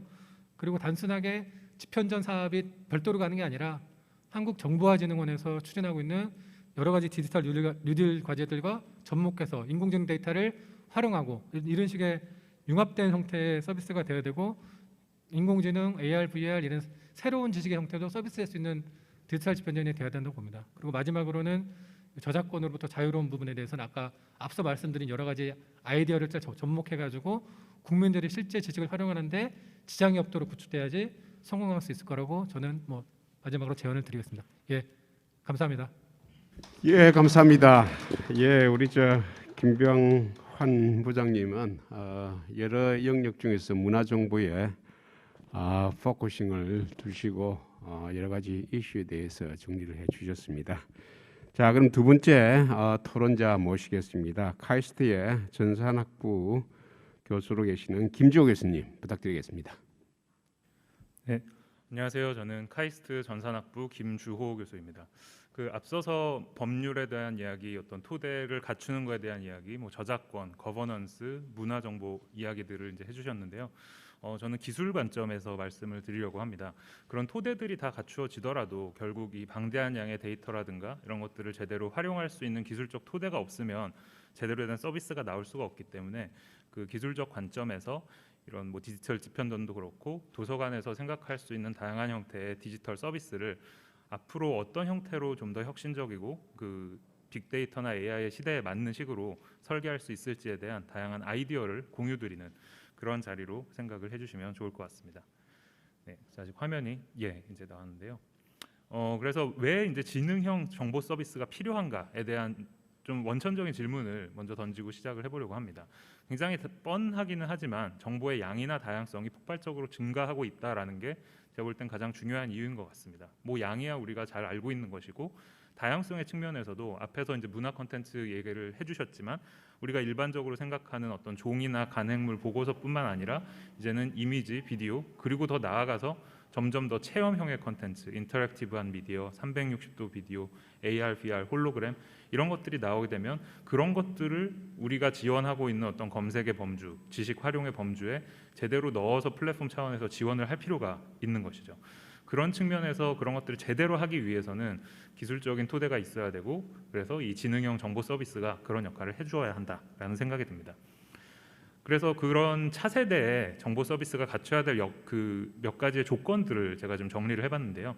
우리가 일반적으로 생각하는 단순 어떤 색인이나 검색 기반의 서비스에서 더 나아가서 방대한 양의 정보가 있기 때문에 요약을 통해서 핵심만 보여주는 것이 필요하고 두 번째로는 큐레이션에 대한 말씀도 해주셨지만 맞춤형으로 사용자가 필요로 하는 것을 직접 가서 다 일일이 찾아보는 것이 아니라 많은 것 중에 선별을 해서 선제적으로 제시를 하고 그다음에 정보라는 것이 그냥 여기 있으니까 알아서 쓰세요가 아니라 거기에 의미랑 해석을 부여하는 과정에서 결국엔 학습이 일어나고 새로운 지식이 탄생을 하는 것이기 때문에 그 작업을 지원을 할 수 있어야 되고 마지막으로는 참여형으로 사람들이 고정된 어떤 지식을 그냥 단순히 쓰는 수준이 아니라 지식을 진화할 수 있도록 만들어주는 것이 중요하다고 생각합니다. 그래서 이런 조건들이 갖춰졌을 때 비전적으로 봤을 때 지식의 투명성이 향상될 것이고 접근이나 활용의 장벽이 낮아서 누구나 활용할 수 있는 그런 지식이 될 수 있을 것 같고요. 마지막으로 고정적인 것이 아니라 진화하는 지식으로 나아가서 결국에는 개인과 사회에 저는 이 지능, 지성을 향상시키는 그런 어떤 비전을 가지고 지능형 서비스를 설계할 필요가 있다라는 생각이 듭니다. 좀 제 개인적인 생각을 좀 해봤습니다. 그러니까 제가 하는 다양한 이런 활동들, 연구자로서, 뭐 대학 교수로서 하고 있는 다양한 활동들을 보면 논문을 쓰고 어디 가서 뭐 발표를 하고 그런 것들이 사진으로 남고 영상으로 남고 오늘 행사도 그렇고요. 뭐 제가 이제 노트를 막 개인적으로 하는 것도 있을 수 있고 이런 이제 다양한 미디어 형태들이 있는 거죠. 이런 것들을 봤을 때 이것들이 사실은 그 하나의 어떤 형태의 미디어의 유형에서 그치는 것이 아니라 이것들을 이제 아울러서 총체적으로 봤을 때 제가 어떤 식으로 지식을 만들어가고 있고 학습을 하고 있고 이거를 소통하고 있는지가 나오는 것인데요. 이 과정을 생각해 보면 이런 방대한 양의 어떤 활동으로 나오는 결과물들이 인풋이 되는 것 같습니다. 그리고 그걸 통해서 우리는 스토리텔링을 할 수도 있고 어떤 액션을 취하거나 창의적인 활동을 하고 지적인 활동을 하는 거죠. 그러면 이 과정을 돕기 위한 지능형 서비스가 해야 될 일은 중간에 있는 제가 처리, 프로세싱입니다. 여기서 필요한 거는 사람들이 이걸 통해서 뭔가 계산을 해보거나 인지적인 활동을 하고 검색하고 찾아보고 시각적으로 분석할 수 있는 그런 작업들을 이제 돕는 것이 중요한 거죠. 그런 관점에서 지금 현재 우리가 당면하고 있는 어떤 이슈 중에 하나는 이 인풋이 굉장히 양도 그렇고 다양성도 그렇고 폭발적으로 증가하는 상황에서 이 나머지 파트들이 어떻게 이거에 발맞추어서 쫓아올 것인가인 것 같습니다. 그래서 그런 관점에서 봤을 때 하나의 문제점은 우리가 미디어의 유형에 따라서 여전히 다른 곳에 가서 활동을 해야 됩니다. 예를 들면 이미지 검색을 하기 위해서는 이미지 검색 탭에 가서 검색을 해야 되고 디지털화가 되지 않은 자료를 찾기 위해서는 종이를 정말 일일이 찾아서 봐야 되고 영상을 찾기 위해서는 영상 사이트에 가야 되고 근데 이래서는 과연 통합적인 어떤 지식을 우리가 이해하는 데는 한계가 있을 수밖에 없는 거죠. 그리고 또 시간축이라는 것도 있을 수 있는데 시간축에 따라서 과연 이런 아이디어라든가 다양한 활동들이 어떤 식으로 변화하고 진행이 되면서 지식이 발전하는가 이런 것들을 보기가 또 어려운 측면이 있습니다. 그래서 이 다양한 형태의 미디어를 저는 생각하는 관점이 필요하고 그것들을 단순히 어떤 그 키워드, 그러니까 우리가 검색에서 이야기하는 그런 키워드가 아니라 좀 더 개념적인 레벨의 아이디어나 키워드로 정리하고 이거를 통합하고 인터랙티브한 형태로 활용할 수 있게 지원하는 것이 중요하다는 생각이 듭니다. 그런 측면에서 봤을 때 중요한 것 중에 하나는 우리가 텍스트 같은 경우는 이미 꽤 잘 디지털화를 하고 있습니다. 그렇죠? 그 텍스트로 잘 정리가 되면 검색 엔진에 저희가 쓸 수 있고요. 근데 이미지라든가 비디오 같은 경우는 그런 것들이 굉장히 힘듭니다. 그래서 앞에서 말씀 주신 메타데이터 같은 것들이 그런 역할을 하는 것인데요. 여기 지금 보시는 사례가 비디오를 좀 더 접근성 있고 활용하기 쉬운 비디오로 변환해서 보여주는 사례입니다. 여기서 보시는 거는 왼쪽에 있는 건 이제 단순한 비디오인데 비디오 안에 있는 내용을 챕터로 분리하고 챕터별로 핵심 내용을 텍스트로 요약을 해서 보여줘서 이러면 이제 비디오에 마치 목차가 달려 있는 것 같은 효과가 나는 것이죠. 그럼 이런 정보를 이제 비디오별로 어떻게 뽑아내고 이런 식으로 보여질 수 있게 하느냐라는 것이 이제 기술적인 어떤 과제가 되는 것이고요. 이런 것들이 되면 비디오를 활용한 그 다양한 지식 서비스 제공에 활용할 수가 있습니다. 그렇게 됐을 때 결국 비디오뿐만 아니라 뭐 VR, AR, 홀로그램, 그다음에 이미지 이런 데에서 다양한 유용한 정보들을 우리가 어떻게 추출하고 그것들 사이에 연결을 찾아내서 하나의 어떤 그 형태의 미디어 안에서만 계속 우리가 갇힌 형태로 찾아보는 것이 아니라 넘나들면서 이 개념들이 어떻게 진화하고 어떻게 서로 연관을 맺으면서 나아가는지를 볼 수 있게 되는 것이죠. 그래서 이런 키워드와 아이디어의 진화를 추적하는 기술이 어떻게 보면 굉장히 중요할 수 있다라는 생각이 듭니다. 그럴 때 키워드가 분화되고 결합되고 어떤 하나로 뭉쳐져서 새로운 개념으로 정립이 되는 그런 과정들을 우리가 볼 수 있게 되지 않을까 하는 생각이 들고요. 그다음에 또 하나 중요한 그 기술은 요약입니다. 굉장히 많은 양의 정보들이 있고 또 어떤 것들은 특정 장비라든가 이런 것들이 없으면 아예 소비를 할 수가 없는 형태이기 때문에 언제나 찾아보기 쉽고 이해하기 쉬운 형태로의 요약이 굉장히 중요한 기술적 요소가 됩니다. 그래서 단순하다고 보기는 어렵지만 가장 이제 대표적으로 생각할 수 있는 것이 논문을 요약하는 것이죠. 굉장히 복잡하고 긴 전문적인 어떤 텍스트를 최근에 나온 그 시멘틱 스콜러라고 하는 이제 웹사이트에서는 한 줄 요약으로 만들어줍니다. 그러면 모든 그 논문이 거의 뭐 트위터에 트윗 하나 정도 들어가는 분량으로 이제 압축이 돼서 나올 수가 있는 거죠. 이런 이제 기술이 활용이 실제 플랫폼에 되고 있고요. 이제 그런 것들이 되면은 이제 논문 같은 것도 정보를 훨씬 더 컴팩트하게 보여줄 수 있고 또 논문 간의 인용 관계 같은 거에서도 단순히 그냥 인용 관계가 있다뿐만 아니라 어떤 것들이 더 영향력 있는 어떤 인용인가 그리고 그걸 통해서 영향력 있는 어떤 지식을 밝혀내는 그런 것들도 기술적으로 접근을 해볼 수가 있습니다. 그리고 같은 그 시멘틱 스콜러 사이트에서 볼 수 있는 예인데요. 그 논문 안에 있는 이미지라든가 이 연구를 언급한 언론에서 이제 어떤 식으로 이 연구를 언급했는지 이런 것들을 이제 다 같이 보여줍니다. 그러면 단순히 논문 안에 있는 정보들뿐만 아니라 이 시각적인 정보, 그다음에 그 외적인 정보들을 함께 탐색을 할 수가 있는 거죠. 그리고 그런 것들을 자동으로 추출하는 기술들이 또 굉장히 중요한 요소 기술입니다. 그리고 여기서 영향력 있는 그 인용 같은 것들을 또 자동으로 찾아서 그런 것들을 위주로 보여주기도 하고요. 그리고 이제 많이 아시는 사례지만 구글의 Ngram 뷰어 같은 경우에는 방대한 양의 이제 텍스트를 다 색인을 해놨을 때 이제 어떤 키워드가 시간의 흐름에 따라서 얼마나 많은 빈도로 언급이 되고 있는가 이런 것들을 볼 수 있고 이런 것에 어떻게 보면 한글 버전 혹은 거기서 좀 더 나아가서 단순히 빈도가 아니라 좀 더 다양한 분석을 지원할 수 있는 그런 것들이 제가 볼 때는 플랫폼 차원에서 도서관이어야만 사실 할 수 있는 굉장히 중요한 작업 중에 하나라고 생각을 합니다. 이런 데이터들을 갖춰놓고 이런 데이터들을 개발자나 일반인이나 교사나 학생들이 와서 활용하고 쓸 수 있고 자기들의 형태로 원하는 형태로 가공할 수 있게 지원을 해줬을 때 새로운 가치가 탄생을 할 수가 있지 않을까 생각을 합니다. 그리고 참여형 기술의 가능성도 있습니다. 아까 집단지성의 그 캑을 말씀을 해주시기도 했는데 또 비슷한 관점에서 봤을 때 이제 미국에서 그 남북 전쟁 시절에 이제 이런 다양한 사진이나 이런 자료들에 이제 신원 미상인 것들이 많은 거죠. 누군지를 모르는데 이런 것들을 이제 AI와 집단지성을 결합해서 해결하는 재밌는 솔루션들이 있습니다. 예를 들면은 내가 지금 집에 오래된 우리 집에 물려져 내려오는 이런 사진 같은 거 하나 스캔해서 올리고 몇 가지 정보를 넣으면 AI가 여기서 안면 인식 기술을 활용해서 여기 나와 있는 사람과 이제 비슷한 자료의 얼굴에 사람을 이제 보여주고 그걸 가지고 사람들이 또 검증을 하고 분석을 추가로 할 수 있는 이제 그런 기술들도 있고요. 이런 것들이 어떻게 보면 디지털화를 이제 굉장히 많이 해야 하는 이제 도서관의 측면에서 봤을 때 또 유용한 하나의 가능성이라고 생각을 합니다. 그런가 하면 텍스트뿐만 아니라 차트라든가 그래프 같은 안에서 유용한 정보를 뽑아내는 것도 굉장히 중요한 작업이 되는데요.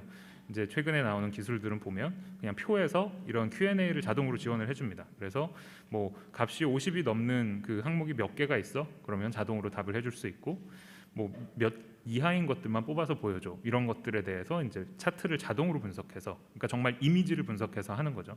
그런 것들을 이제 할 수가 있어서 예를 들면 우리가 보는 뭐 신문이라든가 논문 안에 있는 다양한 정보들을 좀 더 유용하게 쓸 수가 있고요. 그리고 이제 제가 이제 직접 참여했던 연구 중에 하나인데, 그거는 이제 표 안에 있는 내용과 본문에서 언급되는 것들 사이에 링크를 찾아주는 겁니다. 그래서 본문의 이 부분에서 표의 이 부분을 언급하고 있다라고 하면 그 부분이 자동으로 이제 인식이 돼서 하이라이트를 해준다든가 이제 그런 것들도 정보를 쉽게 활용하는 데 있어서 유용한 기술의 하나라고 볼 수가 있을 것 같습니다. 그래서 다양한 기존 사례들을 일단 보여드렸는데요. 그런 것들을 좀 통합을 해서 지능형 정보 서비스의 시나리오 몇 가지를 이제 브레인스토밍을 해봤습니다. 뭐 저 혼자 한 건 아니고 카이스트에 있는 다른 다양한 분야의 교수님들과 저희가 좀 세션을 가지면서 몇 가지 좀 구상을 해봤는데, 예를 들면 대한민국의 어떤 논문들이 지금 수십 년 쌓이고 있으니까 그런 것들의 키워드의 변천사를 분석한다든가 특정 키워드의 진화도 볼 수 있고 아니면 시간이 흐르면서 어떤 키워드들이 핵심으로 떠오르는지 이런 것들을 이제 볼 수도 있을 것 같고요. 연구 측면에서 이제 많이 사람들이 보는 것은 인용 네트워크 같은 것들을 봐서 누가 누구를 인용을 했고 그런 것들을 볼 수 있는데, 거기서 더 나아가서 영향력 같은 것들을 볼 수도 있습니다. 누가 어떤 아이디어에 어떤 영향을 주었는가, 훨씬 더 기술적으로는 어려운 문제지만 좀 더 의미 있는 질문들에 대한 답을 할 수가 있고요. 그다음에 또 하나 이제 최근에 다양한 어떤 뭐 인사 검증 과정이나 연예인이나 이런 분들에서 문제가 됐었던 표절 같은 것도 제가 볼 때는 굉장히 가능성이 있는 영역이라고 생각합니다. 그러니까 어떤 의미에서냐면 표절을 이제 할 때 우리가 보통 텍스트 두 개를 놓고 유사도를 이제 비교하는 식으로 판단을 하는데, 그런 것들을 정말 수천만 개의 텍스트에서 해서 누가 뭐를 표절했는지 이런 것들로 네트워크를 구성할 수가 있는 거죠. 사실 그래서 인용과 영향과 표절이 어떻게 보면 이제 한 끗 차이이기도 한 것인데, 그런 이제 뭐 표절 같은 것들을 우리가 잘 찾아내고 검증할 수 있는 체계를 플랫폼화한다든가 이런 것들도 하나의 가능성이 될 수 있지 않을까 하는 생각이 듭니다. 그리고 또 그런 네트워크들이 구성이 되고 나면 어떤 키워드나 어떤 그 전문성이 있는 영역에 있어서 전문가가 누군지를 찾는 그런 것들도 기술적으로 해볼 수가 있고요. 그다음에 이제 국회라는 특성에 조금 더 집중을 해보면, 제가 이제 작년에 그 조승래 의원실에서 했던 AI 보좌관 관련 간담회에서도 이제 비슷한 이야기를 드렸었는데, 어떤 뭐 개별 의원별로도 이제 다양한 활동들의 트래킹을 할 수 있습니다. 아까 앞에 제가 연구자로서의 활동을 보여드렸던 것처럼, 그래서 어떤 사람이 누구를 만나서 어떤 이야기들을 하고 어떤 키워드들을 어느 시점에 많이 던졌다 이런 것들을 이제 트래킹을 한다든가, 키워드별로 뭐 배경 자료 같은 것들을 취합한다든가 실시간으로 모니터링을 한다든가 이런 것들이 사실 그 보좌관분들이 많이 지금 하고 있는 또 작업 중에 하나고, 이런 것들을 또 지원하는 플랫폼으로서 국회 도서관이 생각해 볼 수 있는 것이 아닐까 하는 생각이 듭니다. 네. 그래서 그 참여형 기술의 말씀을 좀 드린 김에 참여형 기술의 사례를 하나만 더 말씀을 드리고 이제 마무리를 드리려고 하는데요. 일단 뭐 많이 알려져 있는 사례지만 이 리캡차라는 기술을 보면 우리가 이제 사람인지 아닌지 검증을 할 때 쓰는 거죠. 그러니까 찌그러진 글자들이 나오고 여기서 이제 입력을 하는 건데, 여기서 이제 한 단어를 입력하기만 해도 되는 건데 두 개가 굳이 나오는 이유는 이 사람이 이제 사람인 걸 알면 나머지 한 단어는 오래된 이제 문서를 디지털화하는 데 쓰는 거죠. 그래서 한 단어는 여기서 이제 자동으로 뽑아내는데 이제 기술적인 어려움이 있으니까 사람들의 집단지성을 활용해서 한 번에 한 단어씩 이 찌그러진 글자를 스캔한 문서에서 가져오고, 이걸 가지고 이제 사람들이 모닝이라는 단어를 제대로 입력을 이제 했다라고 판단을 할 수가 있는 거죠. 근데 이런 이제 접근이 집단지성으로서 의미가 있는 거는 스케일입니다.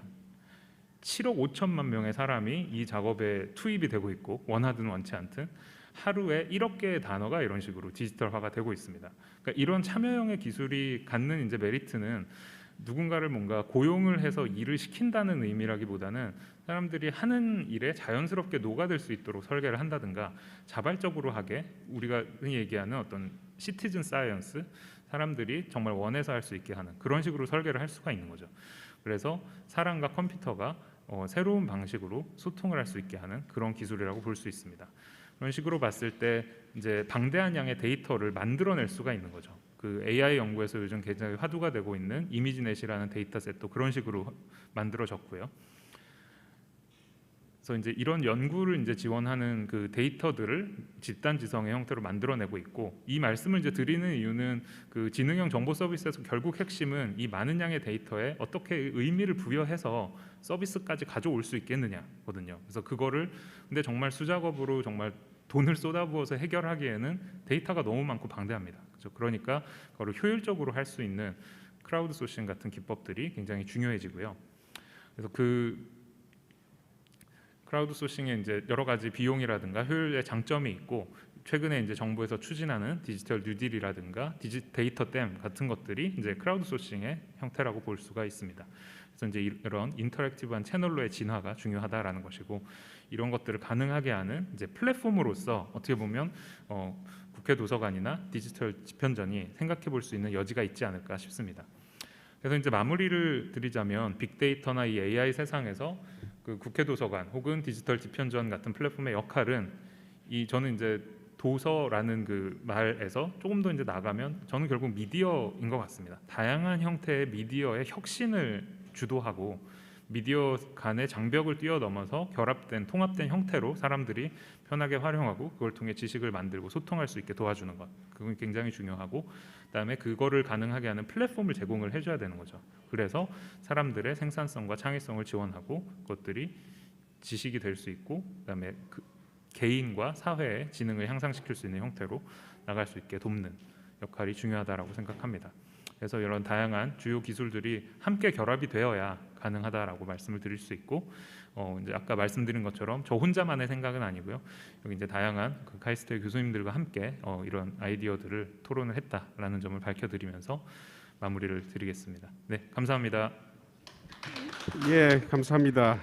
우리 김주호 교수님께서는 학교에 계시니까 굉장히 지식 정보 서비스 관련해서 큰 일종의 이론적인 틀에서 설명을 해 주셨습니다.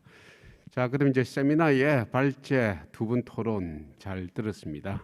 제가 서두에 말씀드린 같이 이 세미나에 참여하고 계신 동영상 유튜브에 참여하고 계신 분의 질문 내지 코멘트를 채팅을 통해서 받고 있습니다.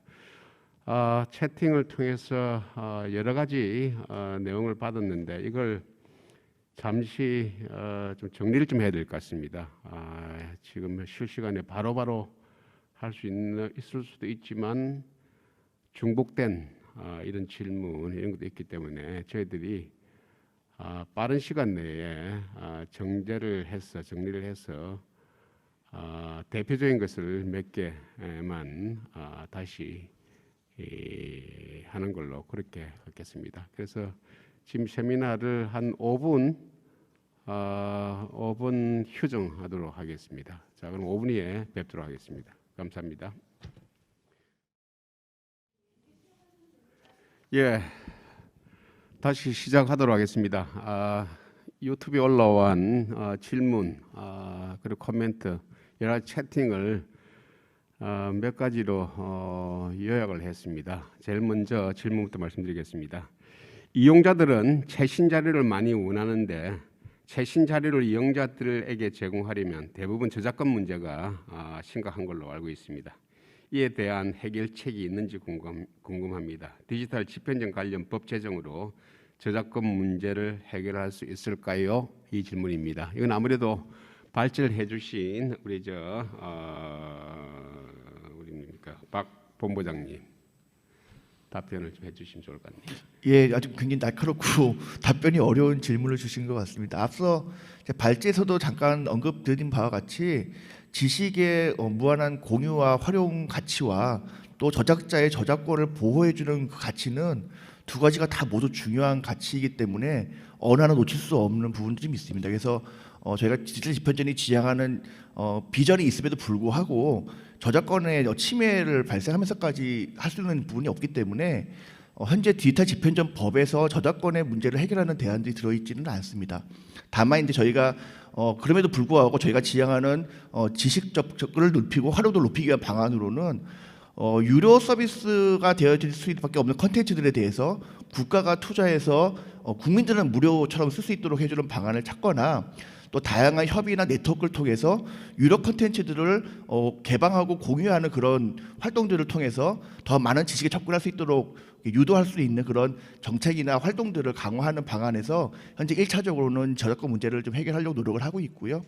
또 문화부라든지 교육부 등 관계 부처에서는 저작권에서도 이제 예외할 수 있는 부분들이 있다거나 또 저작자를 보호하면서도 국민들에게 비영리적인 부분의 자료를 활용할 수 있는 방법들에 대해서 찾는 정책 연구들을 현재 진행을 하고 있는 걸로 알고 있습니다. 그래서 각각의 자료에 대해서는 지식 정보를 보유하고 있는 기관들이 가능한 그것들이 국민들에게 잘 전달될 수 있도록 하는 방법들을 현재 모색하는 방향으로 대안을 마련하고 있습니다. 예, 두 번째 질문도 같은 저작권 문제인데요. 두 번째 질문에 대해서는 우리 토론자이신 우리 김병헌 부장님께서 말씀해 주시면 좋을 것 같은데요. 질문 두 번째 질문 이렇습니다. 디지털 집현전의 성공 여부는 저작권 문제를 어떻게 해결할 것인지에 달려 있다고 본다. 저작권을 과도하게 약화시키지 않으면서도 지식 정보의 접근성 확산을 제고할 수 있는 현실적인 방안이 있으신지요? 현실적인 방안을 이야기했습니다. 예. 예, 현실적인 방안을 위해서 현재 제가 알기로는 교육부, 문체부에서 별도의 팀을 구성해서 이 부분을 저보다 훨씬 더 많이 고민하고 있고요. 제가 지금 이 자리에서 말씀드릴 수 있는 것은 우선은 공공에서 만든 저작물에 대해서는 공공저작물 이용활성화 제도라는 게 있기 때문에 그거를 통해서 적극적으로 활용하는 방법이 첫 번째 있고요. 두 번째, 저작권자가 명확하고 저작권자가 어떤 비용을 요구한다고 했을 때 상업적 이용이 배제된 부분에 대해서는 우선적으로 교육 목적으로 활용하는 수 있는 저작물에 대해서는 국가가 어느 정도 지원해줘가지고 누구나 쉽게 무료로 사용할 수 있게 하는 방법이 우선적으로 현실적으로 봅니다. 왜냐하면 저작권은 어떻게 보면 제대로 비용을 지불해야 되는 게 또 맞는 거고요. 그거를 무료로 쓴다고 했을 때 거꾸로 그게 또 이쪽의 산업을 더 악화시킬 수 있기 때문에 그 두 가지를 같이 보면서 실질적으로 상업적 이용이 배제된 부분에 대한 저작물에 대해서는 무료 이용을 권장하고 상업적 이용을 할 때는 어느 정도 비용을 지불하되 그 부분이 과도하다고 하면은 어느 정도 국가에서 지원해주는 형태로 가는 것이 적당하다고 저는 생각합니다. 예. 네, 감사합니다. 지금 현재 6개의 질문이 들어왔는데요. 세 번째하고 네 번째, 여섯 번째 질문은 국회 도서관에서 뭘 할 수 있는가 하는 그런 질문 같습니다. 그래서 그거는 또 묶어서 답변하도록 하고요. 바로 다섯 번째 질문으로 넘어가겠습니다. 우리 AI 보좌관의 구체적으로 모델을 좀 제시해 달라 이렇게 말씀해 주시는데 아무래도 이제 김주호 교수님 발제문 안에 토론문 안에 AI 보좌관 또 그리고 지난번에 우리 국회의원실에서 이 AI 보좌관 이 문제를 언급해 주시고 또 발제해 주셨기 때문에 우리 김주호 교수님께서 말씀해 주시기 바랍니다. 네, AI 보좌관이라는 이제 말을 들으면 사람들이 일반적으로 떠올리는 거는 그럼 기존 이제 보좌관들을 대체하는 거냐. 그래서 이제 보좌관 필요 없이 그냥 의원 혼자 다 의정 활동하고 그냥 AI들이 뭔가 옆에서 도와주는 이제 그런 거냐라는 이제 질문을 가장 많이 하시는 것 같습니다. 그래서 AI 보좌관은 사실 아직 뭔가 실현이 됐거나 기술적으로 나와 있는 어떤 결과물이라기보다는 하나의 비전이라고 저는 이해를 하고 있습니다. 뭐 제가 만든 말도 아니고. 근데 이제 여기서 중요한 거는 AI 보좌관이 이제 그 보좌관을 대체하기보다는 보좌관을 보조한다라는 관점에서 이해를 하시는 게 좋을 것 같습니다. 그래서 AI가 보면 이제 그 보좌관 분들이 하고 계시는 다양한 업무들이 있습니다. 보면 이제 아까 언급도 잠깐 드렸지만 뭐 실시간으로 다양한 뭐 매체라든가 이런 데에서 뭐 우리 의원실에서 관련 있어하는 키워드들이 어떤 지금 그 발전 방향들이 논의되고 있는지 이런 것들을 본다든가 그다음에 또 바로 응대를 해야 되는 상황들이 뭐가 있는지 체크를 한다든가, 어떤 뭐 관련된 키워드나 법령이 있으면 관련된 방대한 문헌들을 뭐 조사하고 해서 뭔가 보고서 같은 걸 만들고 기획안을 만들고 법률 검토를 한다든가, 그런 작업들이 이제 굉장히 많은데, 그 작업들 중에 이제 적어도 일부는 굉장히 반복적이기도 하고 굳이 이 고급 인력인 보좌관 분들이 일일이 하지 않아도 되는 것들이 많이 있다라는 것이죠. 그래서 어떻게 보면 보좌관 분들의 업무를 보조를 함으로써 AI가 잘할 수 있는 빠르고 방대한 양을 분석하는 것들을 AI가 대체를 해줌으로써 이제 보좌관 분들이 정말 더 중요한 일에 집중할 수 있게 도울 수 있지 않느냐라는 것이 이제 AI 보좌관이라는 키워드가 가지고 있는 그 비전이라고 생각을 합니다. 그래서 그런 게 됐을 때 결국에는 좀 더 의미 있는 활동들을 목적성을 가지고 이제 의원분들도 더 하실 수가 있게 되는 거고, 의사결정이라든가 뭐 시간을 어떻게 분배하고 의정 활동을 어떤 식으로 계획할 것인가에 있어서도 좀 더 그런 데이터에 기반한 어떤 의사결정들을 할 수 있지 않을까라는 생각이 들어서, 이런 AI 보좌관이라는 그 뭐 하나의 개념, 기술, 비전 이런 것들이 의미가 있는 어떤 화두라고 생각을 하고요. 그것들을 이제 가능하게 하는 다양한 기술적인 부분이라든가 또 실질적으로 이런 것들이 적용이 어느 정도까지 가능할 수 있는지, 이런 것들은 앞으로 더 논의나 개발이 많이 필요할 것 같습니다. 예, 감사합니다. 오늘 저 온라인 이 세미나를 보신 분이 국회 도서관에 직원이 많은 것 같습니다. 그래서 질문이 세 가지가 국회 도서관에 대한 어떤 할 일, 참여의 어떤 수준 이런 걸 질문해 주셨는데요. 그래서 이제 세 질문을 바로 이어서 제가 읽어드리겠습니다. 그러면은 우리 이제 그 발제자 참여자께서 돌아가면서 국회 도서관에서 뭘 하면 좋은가 하는 그런 부분에 대해서 한 마디씩 말씀해 주시는 걸로 이 질문 세션을 끝내도록 하겠습니다. 세 번째 질문입니다. 플랫폼에서 생산성과 창의성 지원을 지원하기 위해서는 사용자가 능동적으로 참여하게 하는 것이 필요하다고 생각하는데, 국회 도서관이 할 수 있는 참여형 지능정보 서비스나 콘텐츠가 있는지, 참고할 만한 외부 사례가 있는지 궁금합니다 하는 것이 질문이고요. 또 네 번째 질문은 국가적인 디지털 집현전 사업에서 국회 도서관의 적절한 참여 방법은 무엇입니까? 가 네 번째고요. 마지막 여섯 번째 질문은 국회 도서관의 신뢰 있는 정보와 참여형 기술이 결합해서 새로운 가치 창출을 할 경우 정보의 신뢰성이 유지할 수 있다고 보는지 하는 질문입니다. 자, 이 세 가지 질문에 대해서 종합적으로 순서대로 간단한 코멘트 해주시겠습니다. 먼저 발제해 주신 우리 박 본부장님부터 시작하도록 하겠습니다. 부탁합니다. 죄송합니다. 제가 이해 좀 못했습니다. 김범한 부장님. 예. 몇 가지 생각나는 게 있는데, 첫 번째는 이제 그 참고할 만한 외부 사례는 제가 아까 발표 자료도 있었다시피 그 캐글이라는 사이트가 있습니다. 그래가지고 저는 뭐냐면은 국회 도서관에서 해결하지 못한 난제가 있는데 그거를 직접 해결하지 말고 문제를 올리면 됩니다. 그 사이트에. 근데 사실 아직 영문 사이트라서 조금 번역은 필요한데요.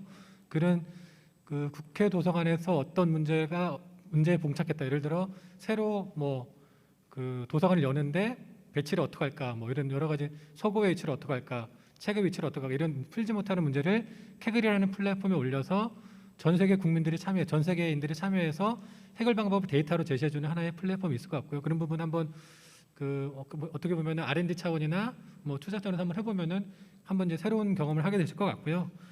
또 하나는 그 신뢰성 있는 정보와 참여형 기술이 결합이 어떻게 보면은 그 새로운 신뢰성을 유지될 수 있냐, 이런 질문이 있었는데, 이건 제가 뭐 해석하기로는 그 국회 도서관의 여러 방대한 데이터를 AI라는 최신 기술이 학습해서 뭔가 가치 있는 정보를 제공해 줄 수 있는가라는 질문인 것 같은데요. 최근에 인공지능 같은 경우는 그 GPT-3나 BERT 같이 무한의 데이터를 흡수해서 학습하는 기능들이 발달돼 있습니다. 근데 그게 지금 최근에 문제가 되는 거는 윤리적, 도덕적 그 논란이 됐기 때문에 그 부분까지는 좀 아닌 것 같고, 대신에 국회에서 신뢰 있는 데이터만 만약에 갖고 어느 정도 갖고 정보를 제공해 준다면은 국회 도서관에 있는 도서 정보 중에 특정 분야에 대해서 학습을 시켜서 AI를 통해서 그게 가치를 창조한다면은 그거는 논리적인 도덕적이나 윤리적 문제 없이, 왜냐하면은 신뢰성 있는 정보라는 게 기본이 깔렸기 때문에 이런 AI 학습용 데이터로서 도서 일부 분야를 활용해서 학습시키고 그 부분에 대해서 누가 뭘 물어봤을 때 어떤 대답도 나올 수 있는 이런 정도의 AI 챗봇이 구축된다면은 충분히 신뢰하고 가치 있는 서비스가 될 거라고 좀 봅니다. 예. 예, 감사합니다. 예, 그럼 두 번째로 김주호 교수님, 국회 도서관을 위해서 한 말씀. 네, 저도 그 참여형 기술과 관련된 질문들이 있어서 좀 엮어서 말씀을 드리겠는데요.